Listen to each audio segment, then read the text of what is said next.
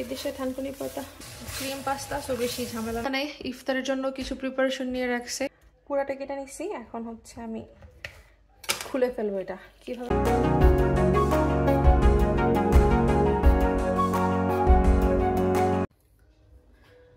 সকাল সকাল আমার মেয়ের জন্য হচ্ছে পানি রেখে দিই, এরকম হচ্ছে ফ্লাক্সের মতো, যেটাতে পানি গরম থাকে।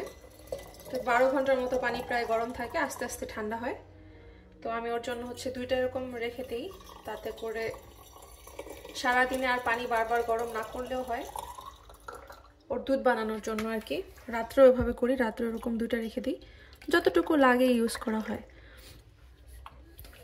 ভালোই গরম থাকে।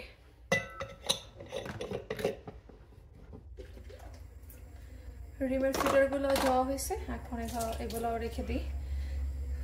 ওর জন্মের পর থেকেই হচ্ছে এই বাটিটা ইউজ করা হচ্ছে ওর ফিডার রাখার জন্য। বাংলাদেশ থেকে আনা হয়েছিল চুরি আনার জন্য, এটা অনেক আগে। তো এখন এই বাটিতে করে আমি ওর ফিডারগুলো রাখি, আর ভালোই কাজে দিচ্ছে আর কি। আর এভাবে যদি রেখে দিই তাহলে কিন্তু শুকায়ও থাকে, ফিডার ধোয়ার পরে এভাবে করে রেখে দিলে কিন্তু বাতাসে বাতাসে এটা শুকিয়ে যায়। So it's a good thing. সকালের নাস্তায় আমরা এক একজন এক এক খাবার খাবো। ক্রিম পাস্তা করতেছি, আবার সেই সাথে রুটি ভাজি এগুলো আছে। আর মা বাবা হচ্ছে রোজা রাখছে, তো সবাই হচ্ছে নাস্তা করব না, এক একজন এক একভাবে নাস্তা করে ফেলবো। তো আমি ক্রিম পাস্তার জন্য পাস্তাটা সিদ্ধ বসেছি, আর পাশের চুলায় হচ্ছে তরকারি জাল করতেছি। কালকের হচ্ছে অনেক রকমের তরকারি ছিল, তো সেগুলো ভাবলাম যে এক এক করে জাল করে রাখি, তাহলে সারাদিন টেবিলে রেখে দিতে পারবো, আর যার যেভাবে ইচ্ছা যেটা দিয়ে ইচ্ছে খেতে পারবো আমরা। সো এখানে হচ্ছে মা গতকালকে কচুর তরকারি দিয়ে ইলিশ মাছ দিয়ে রান্না করেছিল। এই কচুটাও বাবা বাঙালি দোকান থেকে কিনে আনছিল। সো এখন ওইটার একটু তরকারিও আছে, প্লাস ছোট ছোট মাছও আছে, এগুলো একটু জাল করে রাখতেছি। আর পাস্তা রান্না করব হচ্ছে চিংড়ি মাছ দিয়ে, একদম অল্পই পাস্তা রান্না করব। সো চিংড়ি মাছটা আমি একটু বেছে নিচ্ছি। পাস্তার জন্য চিংড়ি মাছটাকে আমি পুরা খোসা ছাড়ায় ফেলবো, আর এখান থেকে আরেকটু চিংড়ি মাছ রেখে দিব, সেটা হচ্ছে বিকালবেলা লাউ দিয়ে চিংড়ি দিয়ে রান্না করার জন্য। তো যেটা আমি পাস্তা দিয়ে রান্না করব ওইটা একদম পুরোপুরি খুলে ফেলতেছি, তারপরে চিংড়ি দিয়ে লাউ দিয়ে যেটা রান্না করব সেই চিংড়ি মাছটা হচ্ছে একটু খোসা রেখে দিব। সো এখানে বেশি পরিমাণে চিংড়ি নেওয়া হয় নাই, অল্পই নিছি। দেখা যায় আমরা যদি লাউ দিয়ে বা যে কোনো তরকারি দিয়ে রান্না করলে ওই চিংড়ি মাছটা খুব একটা খাওয়া হয় না, পাস্তার মধ্যে দিলে সেটা খাওয়া হবে ঠিক আছে, কিন্তু দেখা যায় যে লাউ দিয়ে রান্না করলে সেটা বেশিরভাগ মাছটাই থেকে যায়। তারপরে হচ্ছে একটু সবজিও আছে, মানে মিক্স ভেজিটেবল হচ্ছে রুটি দিয়ে খাওয়ার জন্য করা হয়েছিল, ওইটাও কিন্তু অল্প পরিমাণে আছে। এটা এখন একটু সামান্য একটু পানি দিয়ে আবার জাল করে নিতেছি। তরকারি মাঝে মাঝে জাল করে রাখি শুধুমাত্র টেবিলে রাখার জন্য, কারণ ফ্রিজে থাকলে অনেক সময় ভুলে যাওয়া হয় কোন তরকারিটা আছে। তো এখন সেই জন্যই হচ্ছে টেবিলে রাখার জন্যই জাল করা। নুডলসটা রান্না করার জন্য আমি কড়াইতে বাটার দিয়ে দিছি, বাটারটা গলতেছে। তারপরে হচ্ছে আমি এর মধ্যে রসুন দিয়ে দিব।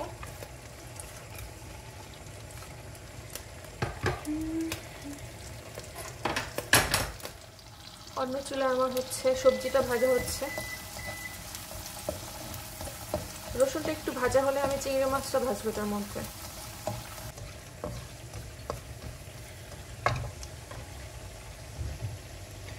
এবার রসুনের সাথে আমি চিংড়ি মাছটা দিই।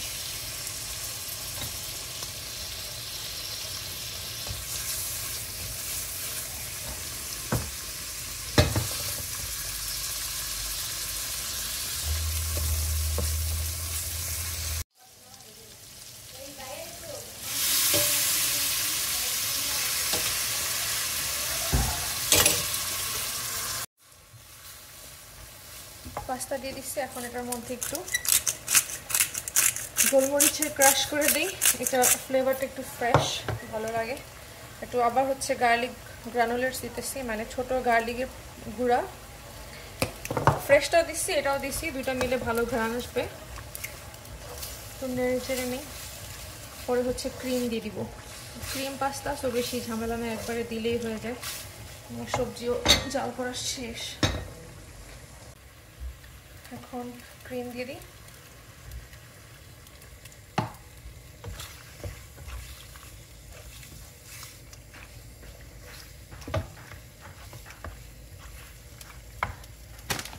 আর হচ্ছে চিজ দিব।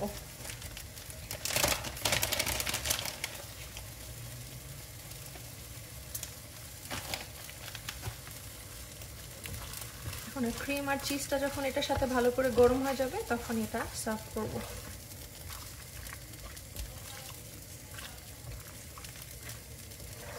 আর একটু দিয়ে দিই চিজ।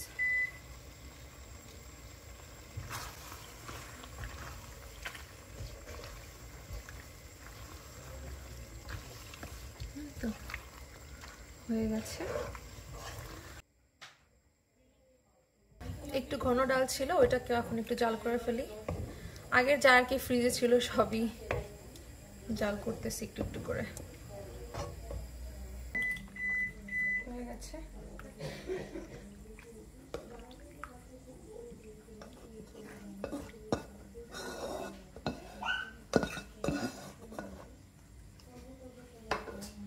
কালকে যে মুরগি রান্না করছিলাম ওই মুরগিটাও কিন্তু এখানে আছে। সো মুরগির মাংসটা একটু জাল দিই, সব জাল দেওয়ার পর্ব শেষ হচ্ছে। আর কালকে কিন্তু অনেক কিছুই দেখা যায় এখন ফ্রিজে আছে, তো এখন আর রান্না করব না। বিকালবেলা হচ্ছে একটা তরকারি রান্না করব, লাউ রান্না করার প্ল্যান আছে। আর এখন যে তরকারিগুলো জাল করতেছি এগুলো দিয়ে আমরা দুপুরে খাবো। এই যে এই লাউটা হচ্ছে বাবা বাঙালির দোকান থেকে আনছে। সো এই লাউটা হচ্ছে আজকে চিংড়ি মাছ দিয়ে রান্না করার প্ল্যান আছে, তো চিংড়ি মাছ তো বেছে রাখলামই। আর বিকালবেলা হচ্ছে লাউটা কেটে রান্না করব। এখন লাউটা যদি রান্না করি তাহলে কিন্তু আর ওই অন্য তরকারিগুলো বেশি একটা খাওয়া হবে না, কারণ সবাই কিন্তু এটাই খাবো মজা পেলে। সো এটা বিকালের দিকেই করব। আমি একটু ঘর গুছাতে গেছিলাম, এর মধ্যে মা হচ্ছে রান্না বান্না অনেকটাই করে ফেলছে। এখানে লাউ দিয়ে হচ্ছে চিংড়ি মাছ রান্না করছে, লাউ দিয়ে চিংড়ি দিয়ে লাউ ঘন্ট। তো এটা এখন শেষ রান্না, আমি এটা এখন নামায় ফেলবো। তো মা এখানে ইফতারের জন্য কিছু প্রিপারেশন নিয়ে রাখছে, এখন শুধু ইফতারের সময় ভেজে নিলে হবে। এখানে হচ্ছে একটু পেঁয়াজুর জন্য ডাল করা হয়েছে, তবে এটার মধ্যে আজকে থানকুনি পাতা যাবে। বাবা বাঙালি দোকান থেকে লাউর সাথে সাথে থানকুনি পাতা আনছিল, অনেকে এটাকে টাকা পাতা বলে। আমি ওটা একটু পরে বেছে পেস্ট করে তারপর এটার সাথে মিক্স করে ফেলবো। এখানে সবই দিয়ে রাখছে মা, জাস্ট মাখা দিলেই হবে। আর এখানে হচ্ছে বেগুন কেটে রাখছে বেগুনি ভাজার জন্য, এটার মধ্যে একটু লবণ দিয়ে রাখছে যাতে করে ভালো করে লবণটা ঢুকে। আর এখানে একটু বেসনও গোলা রাখছে। সো এই বেসন দিয়ে বেগুনটা ভাজবো আর ফুলকপিটাও ভাজবো। ফুলকপিটা হচ্ছে লবণ আর হলুদ দিয়ে সিদ্ধ করে নেওয়া হয়েছে যাতে করে এটা শুধু বেসনে দিয়ে ভেজে নিলে হবে। এটা আপনারা ট্রাই করে দেখতে পারেন, ভালোই লাগে। আর এখানে একটু পেঁয়াজও কেটে রাখছি, পেঁয়াজও আমি বেসনে ভেজে নিব, এতে করে অনিয়ন রিংসও হয়ে যাবে।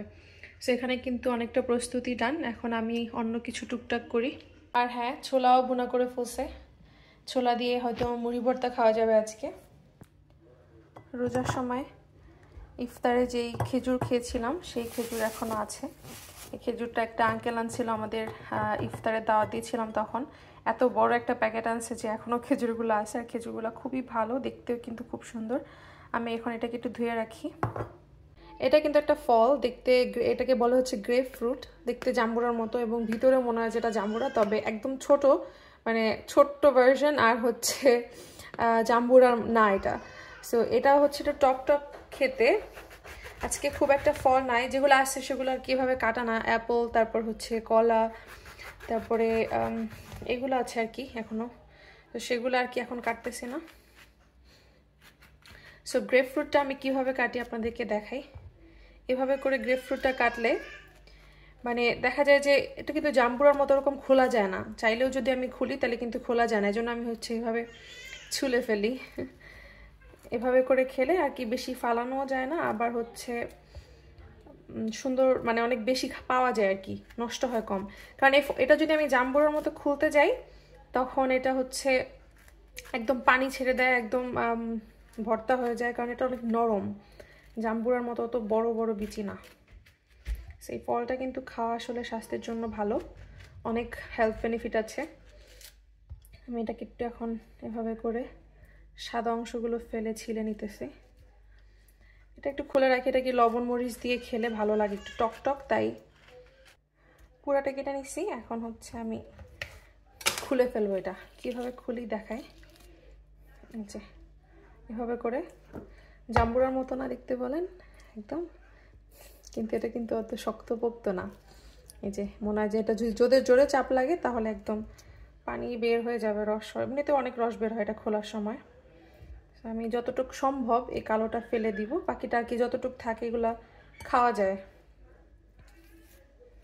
এত খারাপ না আর কি, এত তিতাও না বা না। সো যতদূর সরানো যায় সরাই।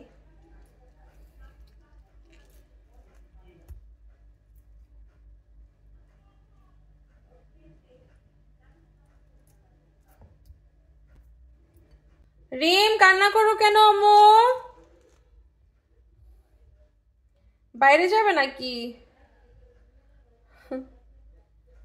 রিমের বাবা কোথাও গেলেই হাত পাও ধরে কান্নাকাটি শুরু করে দেয়। এখন এই আঁকিয়ে রেখে যাওয়া যাচ্ছে না, আর 1 বছর হয়ে গেছে প্রায়। বুঝে সব কিছু। রেডি হইতে দেখলেই পিছনে ছাড়ে না আর। গ্রেপফ্রুট কাটা শেষ, এখন হচ্ছে একটু স্ট্রবেরি কেটে নিচ্ছি।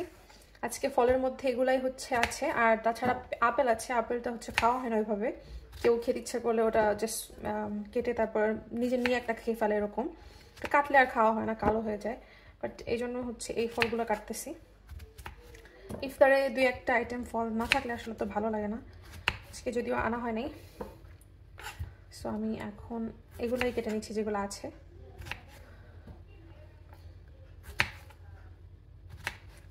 দেখতে স্ট্রবেরিটা একটু সাদা সাদা, মানে অর্ধেকটাই পুরো সাদা।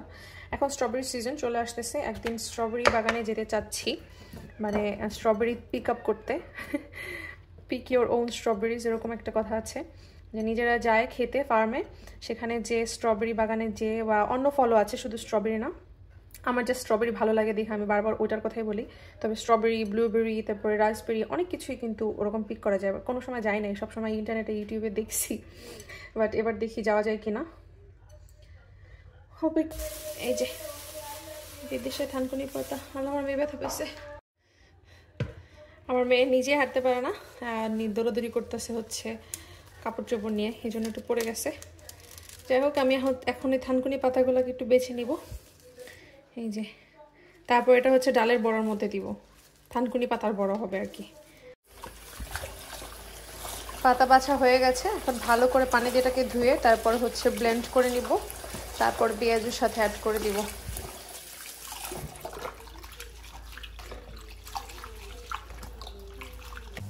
থানকুনি পাতার বড়া, থানকুনি পাতার পেঁয়াজু, বড়া না, এটা হচ্ছে পেঁয়াজু।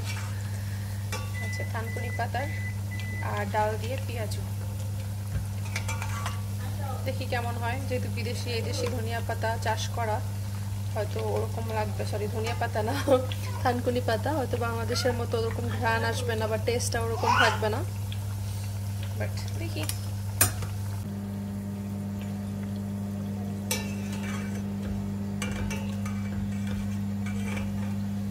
এক খোলা ভাজা শেষ, এখন আবার দিব। এখন একটু বেগুনি ভাজতেছি, পাকোড়া হয়েছে, অনেকগুলো হয়ে গেছে একদম। শাক মিলানোর পর একটু বেশি বেড়ে গেছে।